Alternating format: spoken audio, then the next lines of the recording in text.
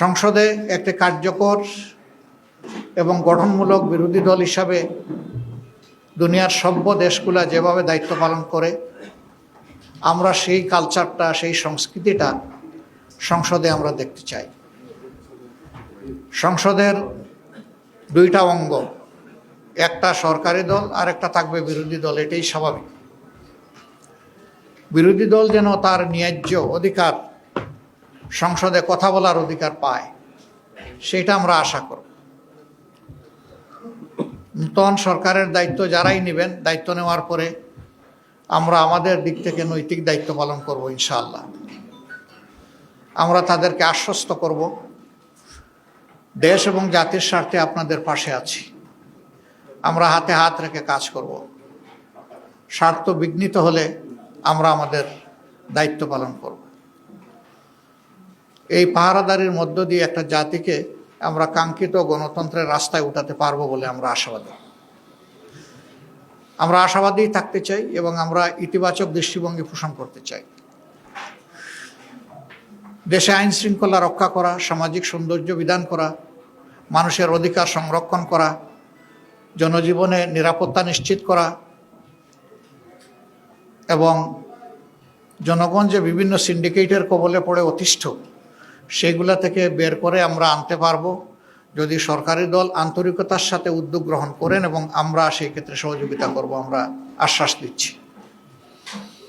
এই সার্বিক বিশৃঙ্খলা থেকে জাতিকে বের করে আনা এবং জুলাইয়ের যে আকাঙ্ক্ষা, জুলাই আকাঙ্ক্ষার প্রেক্ষাপটে আমরা আমাদের দায়িত্ব পালন করব।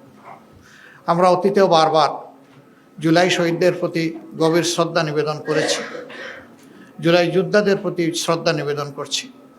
আজকে আরেকবার জাতীয় সংসদের কার্যক্রম ইনশাআল্লাহ আগামীকাল থেকে শুরু হওয়ার কথা, আমরা আরেকবার তাদেরকে গভীর শ্রদ্ধায় স্মরণ করছি এবং যারা চলে গেছেন আল্লাহর দরবারে তাদের জন্য শাহাদাত কামনা করছি। আর যারা আহত পঙ্গু হয়ে বেঁচে আছেন, মহান মাবুদের দরবারে, মহান রবের দরবারে তাদের জন্য সুস্থতা কামনা করছি। পুরা জাতি কার্যত জুলাইয়ে যুদ্ধ করেছে। জাতির এই অবদানকে স্মরণ রেখে যদি সংসদ পরিচালিত হয়, আমরা বিশ্বাস করি এই সংসদ জনগণের প্রত্যাশা পূরণে সক্ষম হবে ইনশাআল্লাহ। কিন্তু যদি জুলাই আকাঙ্ক্ষাকে আমরা ভুলে যাই, তাহলে এই জাতির ভাগ্যে বারবার জুলাই ফিরে আসতে পারে। আমরা এটা চাই না। আমরা চাই যে জুলাই যে কারণে ফিরে এসেছে, এই কারণটা যেন আর দ্বিতীয়বার তৈরি না হয়।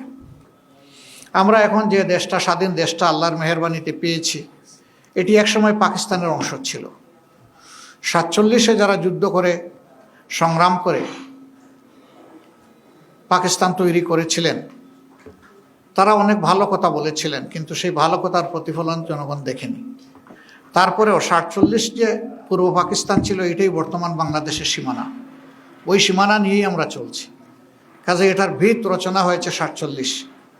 আবার 47-এর যারা সংগ্রামী ছিলেন, রাষ্ট্র পরিচালনার দায়িত্ব পেয়েছিলেন, তারা তাদের দায়িত্বটা নিঃশ্বাস সাথে পালন না করার কারণেই পরবর্তী পর্যায়ে যে বৈষম্য তৈরি হয়েছিল, এর বিরুদ্ধে পূর্ব পাকিস্তানের জনগণ তারা ফুঁসে উঠেছিল। 70-এর নির্বাচনে তার প্রতিফলন হয়েছিল। এই নির্বাচন অনুযায়ী 70 সালে ক্ষমতা হস্তান্তরের কথা ছিল শান্তিপূর্ণভাবে, সেটি না হওয়ার কারণেই মুক্তিযুদ্ধ অনিবার্য হয়ে উঠেছিল এবং সেই মুক্তিযুদ্ধে অসংখ্য জীবন চলে গিয়েছে, অসংখ্য মানুষ আহত পঙ্গু হয়েছেন। যারা অংশগ্রহণ করে যুদ্ধ করেছেন, যারা চলে গেছেন এবং যারা আহত হয়েছিলেন, তাদের সকলের প্রতি আমরা গভীর শ্রদ্ধা নিবেদন করছি। সম্মানিত বন্ধুগণ, ইতিহাসের ধারাবাহিকতায় আজ 26 সালের এই নির্বাচন অনুষ্ঠিত হয়েছে। অতীতে এদেশে সুষ্ঠু গণতন্ত্র প্রতিষ্ঠা হওয়ার কোনো পরিবেশ তৈরি হয়নি। আমরা আশা করি যে আমাদের সমবেত প্রচেষ্টায় সরকারি দল, বিরোধী দল মিলে আমরা যদি দায়িত্বশীল আচরণ করি, জাতির প্রতি যদি আমরা দায়বদ্ধতা নিয়ে কাজ করি, তাহলে গণতন্ত্র তার প্রাতিষ্ঠানিক রূপ পাবে ইনশাআল্লাহ। এর কোনো বিকল্প আপাতত নেই। আমাদেরকে সেদিকেই ফিরে যেতে হবে। তবে হ্যাঁ, এই পরিবেশ ফিরিয়ে আনা খুব সহজ বিষয় নয়। অনেক চ্যালেঞ্জ আছে এর সামনে, আমরা বুঝি। চ্যালেঞ্জ যাই থাকুক, আমরা মনে করি এটা অর্জনযোগ্য। যদি আমাদের আন্তরিকতা উভয়ের থাকে, তাহলে আমরা পারবো ইনশাআল্লাহ। তা আমি আজকে সাংবাদিক বন্ধুদের মাধ্যমে গোটা দেশবাসী যারা এই নির্বাচনে অংশগ্রহণ করেছেন, বিশেষ করে আমাদের পাশে দাঁড়িয়ে যারা সমর্থন শক্তি জুগিয়েছেন এবং যারা আমাদেরকে ভোট দিয়ে কৃতজ্ঞ করেছেন, আমরা তাদের সকলের প্রতি গভীর কৃতজ্ঞতা জ্ঞাপন করছি, আন্তরিক শুকরিয়া জানাচ্ছি এবং অভিনন্দন ও মোবারকবাদ জানাচ্ছি। আমরা যে দেশবাসী প্রত্যাশা নিয়ে আমাদের পাশে দাঁড়িয়েছিলেন, নির্বাচনের ফলাফলে তার পূর্ণ প্রতিফলন হোক কিংবা না হোক, আমরা সেই দেশবাসীকে কথা দিচ্ছি, নির্বাচনের আগে যত কথা আমরা আপনাদেরকে বলেছি, একটা বিরোধী দল হিসাবে আমাদের নিজের অবস্থান থেকে তার যতটুকু সর্বোচ্চ পালন করা সম্ভব, বাস্তবায়ন করা সম্ভব, আমরা সেই ব্যাপারে ইনশাআল্লাহ প্রতিশ্রুতিবদ্ধ।